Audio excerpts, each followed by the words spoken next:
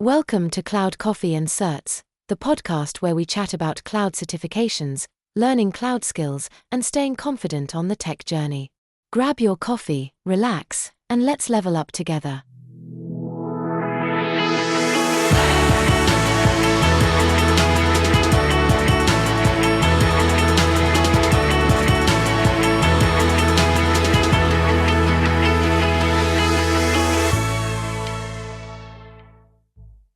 Hey everyone, welcome to a new episode of Cloud Coffee and Certs, which is kind of like a reboot series of Get Certified Together series. Now, the reason why I changed the name and why I tried to reboot the whole concept was because, like I mentioned, what happened last time during our AWS security specialty preparation, where I was kind of hoping that we will go through the journey of getting certified in AWS security specialty examination together. I did myself alone because by the time I realized that we are still almost in, I don't know, midway, or we only had covered by the time two domains. And then I realized that the certification itself was planned to be deprecated.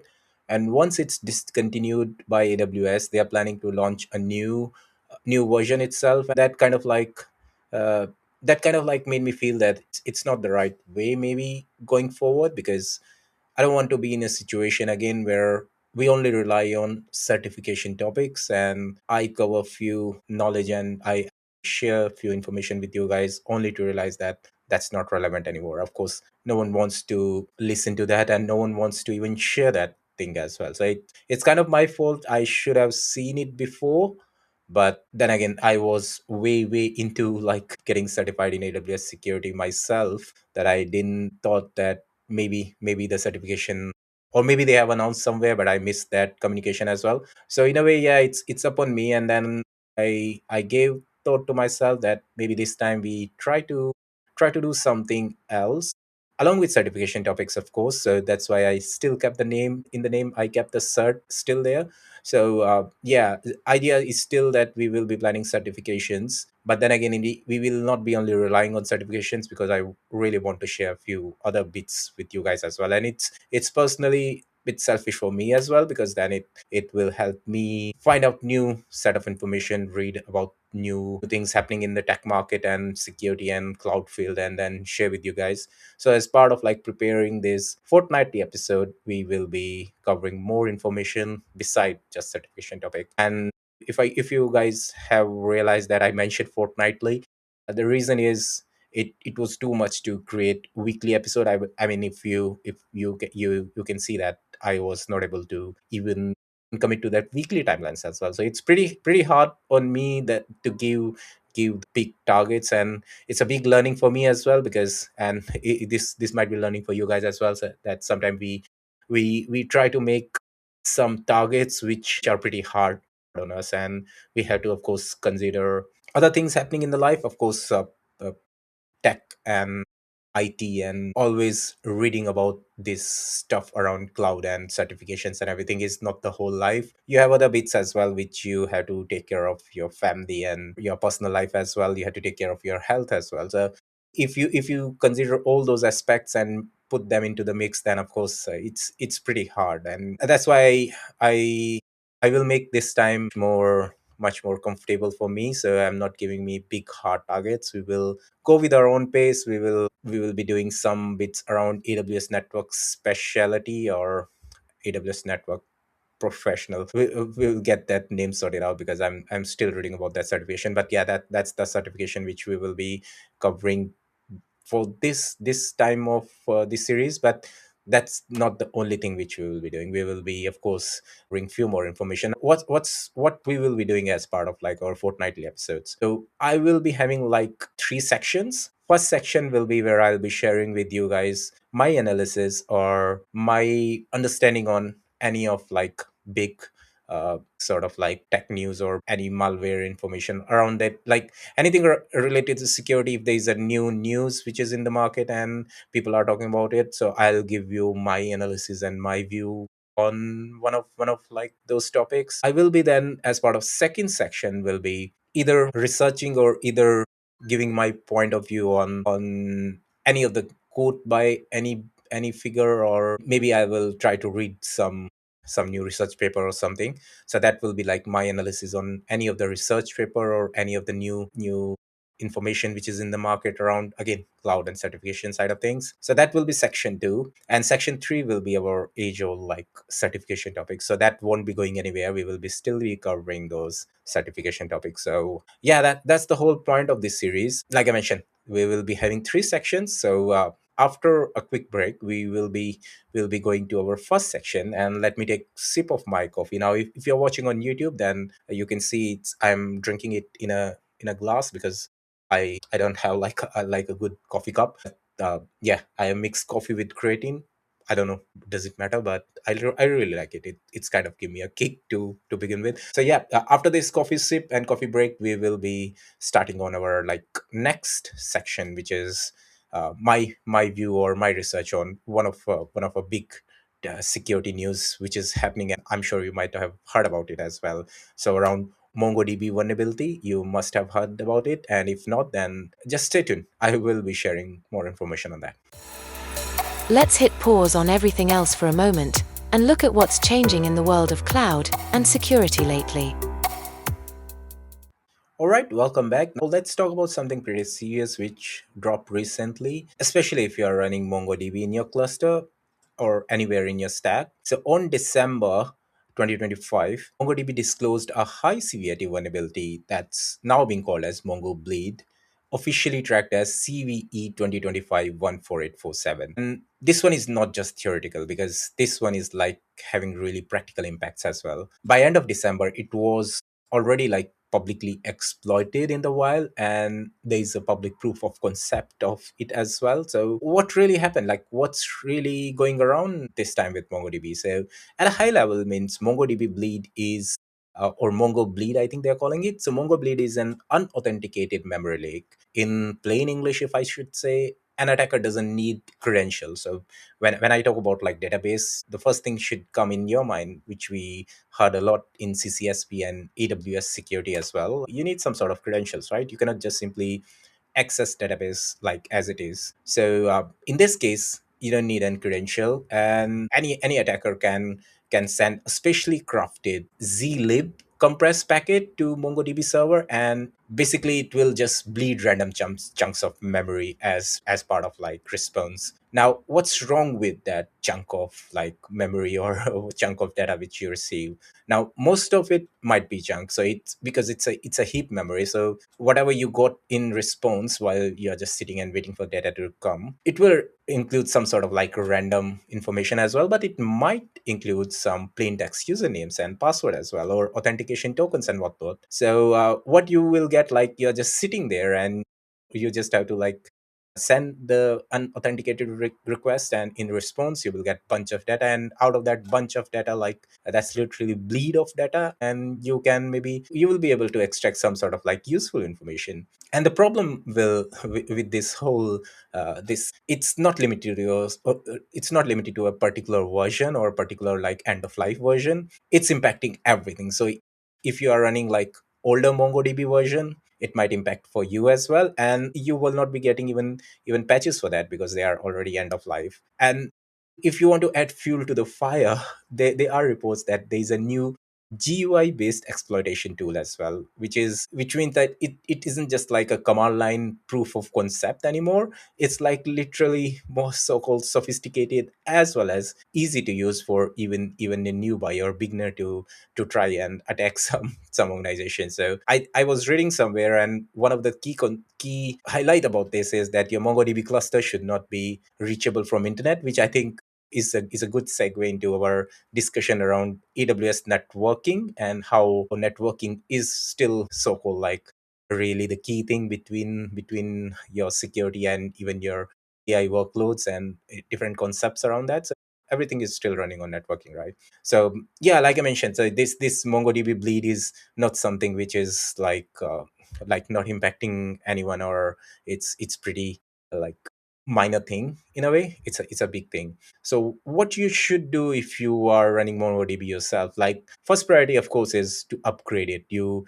cannot like leave the existing old version behind. So they have released some sort of like fixed version where this vulnerability is patched. So of course patching is one of the key thing which you have to do. Then second thing is, if your data is already leaked because of this, so if you have already lost your information because of this vulnerability, then second thing is just change your credential. I mean, just rotate them. Don't leave them as it is. I mean, if you want to compare it, it's like someone took a photograph of your password, which was written on your desk, and what you did, like, you realized that you left your password like in plain text form, and someone took the photograph. Now, if even if you destroy that copy of your password, then in a way you patched it, like you solve the problem, it won't happen again, but the photograph is still there, right? So the next best thing is just rotate your password, rotate your credential, and that will help out. So patching, as well as secondly, you have to make sure that you rotate your credentials as well. I mean, this vulnerability is, yeah, it's pretty wild. I mean, I am myself have seen, like, in my personal experience, a lot of times MongoDB has been used. So it's quite like common database software or service which many organizations use. It's part of many applications. And yeah, I mean, if you are using MongoDB in your cluster, then of course it makes sense that you work on solving that. I mean, it's not like pretty new problem. I think this vulnerability was in, like I mentioned, in December. So by this time, like, it's pretty common news, and people might have already fixed it. But when I was preparing for this episode, I realized that there's no bigger thing happening in cloud and security side of things, and this is the news which I should share with you guys. So let's move to our next section, where I will be sharing with you guys my insight on one of very interesting article which I read on one of the websites. So stay tuned. Let's jump into something fun, a quick dose of internet wisdom.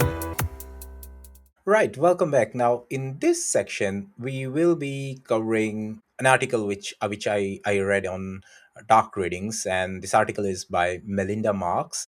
And in this article, we are peeking into what the future holds for cloud security, and especially at the intersection of AI and modern cloud adoption. So, first of all, cloud platform and AI. I mean, yeah, it's a perfect storm. I mean, if to be honest, if I go, like, I check, still cloud is so called like a sacred knowledge, and I find a lot of people still not aware of, like, how cloud really works, and especially public cloud. I mean, public cloud is a big hyperscale environment, and there are still not people who are familiar with what it actually is, or maybe they are aware of the simple concepts, but cloud is way more than simply launching your virtual servers. And add into that your innovation around AI workloads, and then it's get really harder from there. So it's not like things are getting easier anymore.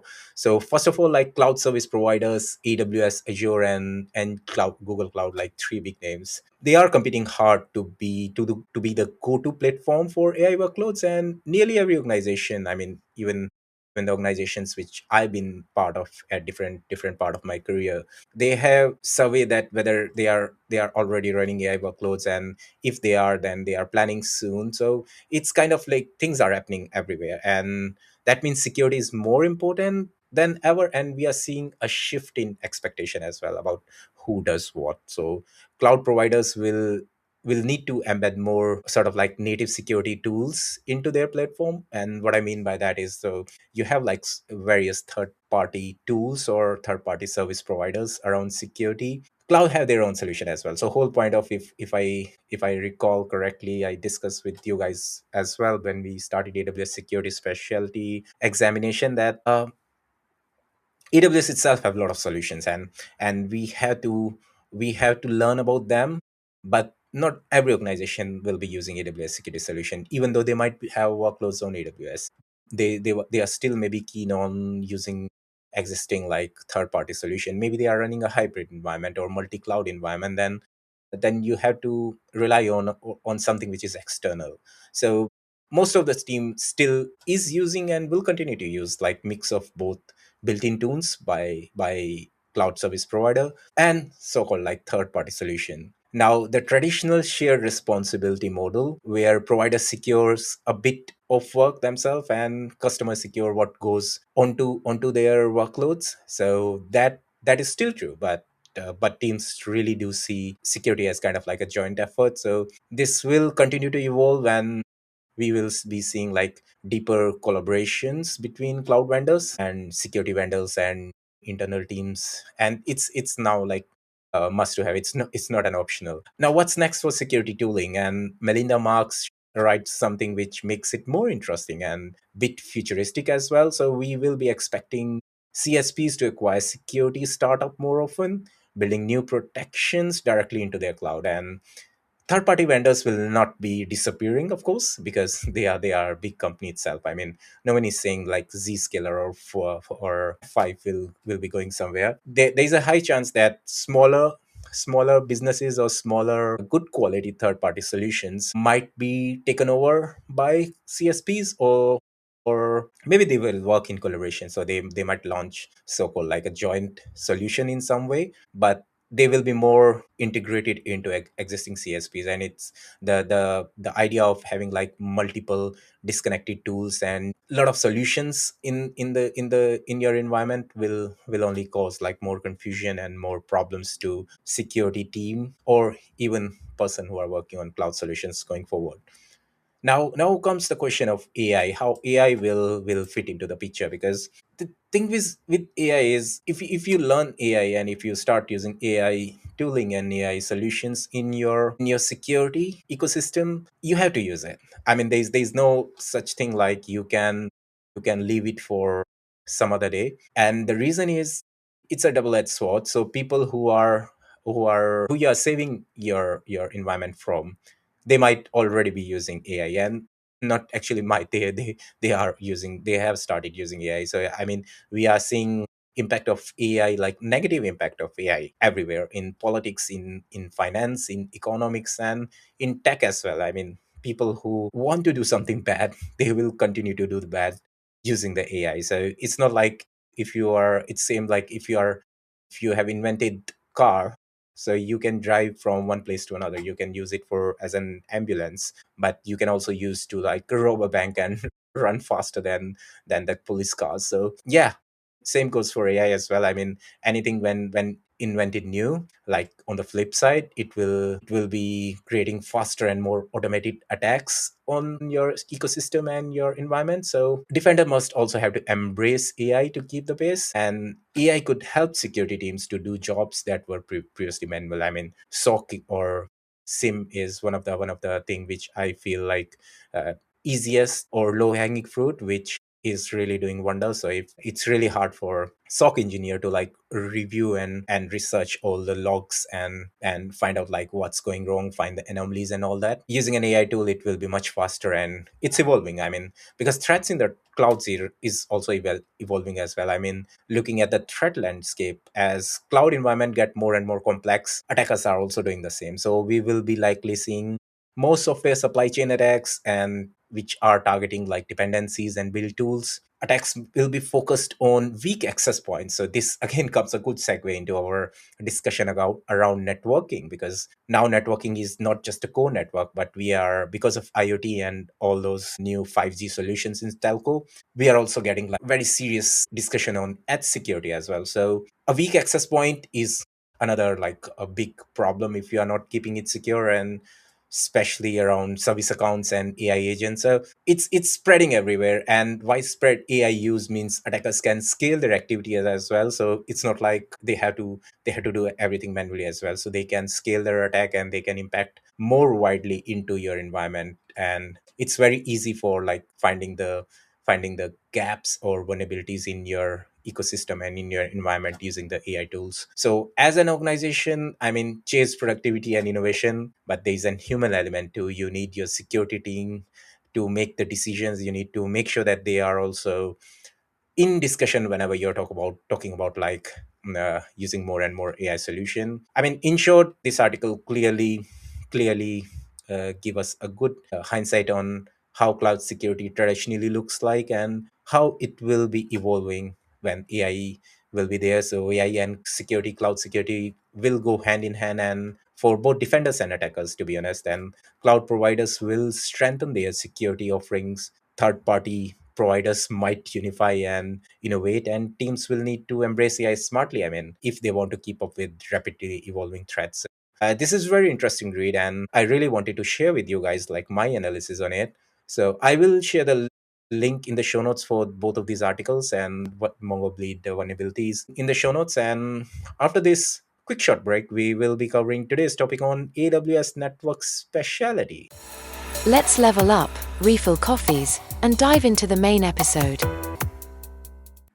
Right, welcome back. So now let's check what we have for us in certification topic. So today we will be just doing sort of like an overview on what we are planning to do as part of this AWS Certified Advanced Networking Specialty examination. I want to make it right this time because I always like tend to have say it wrong every time. So yeah, that's the certification.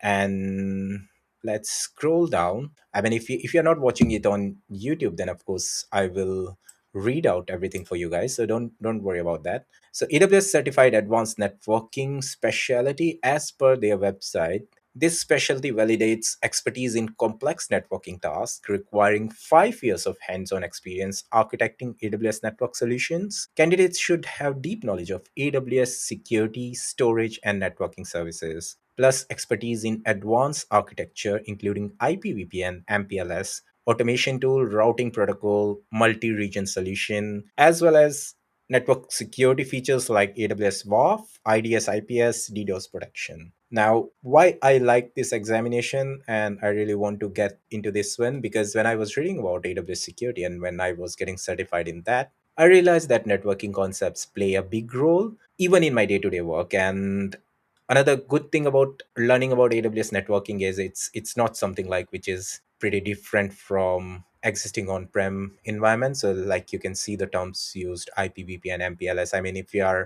are working as a network engineer in Cisco world, like if you are a CCNA or CCNP, then you can easily understand this term and you can easily switch over from your those understanding and concepts from traditional world to the cloud world. Now, in terms of exam overview, the duration is 170 minutes. You will get 65 questions, which can be multiple choice or multiple response. Cost is $300, which will be 50% off for me because I am already certified with one of the AWS certification, and I'm taking another certification, and they have uh, this some sort of like promotion where you can do another certification with 50% discount.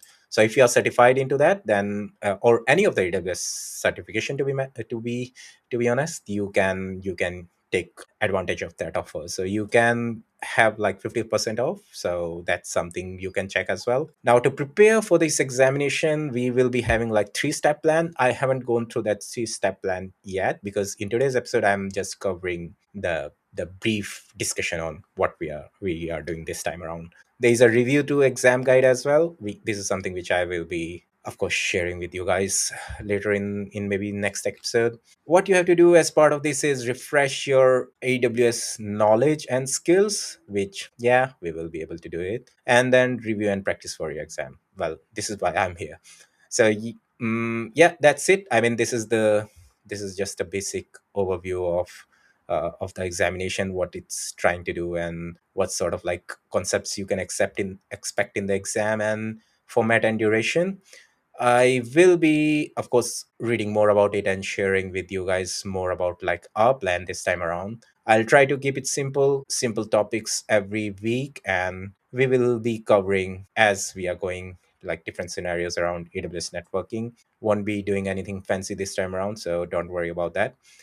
And I mean, that's it. Today I don't want to like take more time. I mean, we have really been together for quite a while now, so I will take a break from now on. I mean, in another 5 minutes I will be having my game for Manchester United with Brighton, an FA Cup tie. So I will be going there, watching the game, and uh, yeah, editing this episode. So that's what I will be doing this time. And if you guys have any sort of like question, or if you guys want to just catch up with me, then of course you know different ways of talking to me or communicating with me. I hope we will be catching up more frequently. I hope we will be having more interactions, and this time around we will be getting certified in AWS network advanced specialty. I always tend to forget the name of any certification. I mean, CCSP is the easiest one, right? So CCSP. But anything around AWS, they make their names like pretty big and pretty fancy, which I don't know why. They just want to scare the people.